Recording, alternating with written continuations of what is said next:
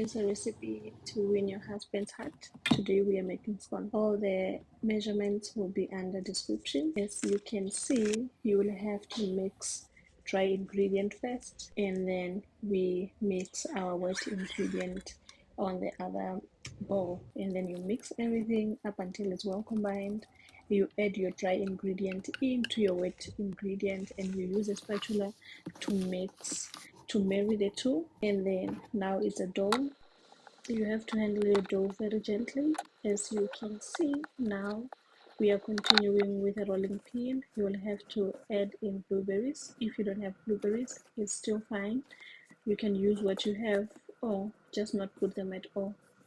Here we go. We make more like a log, and then you take it in, roll it a bit.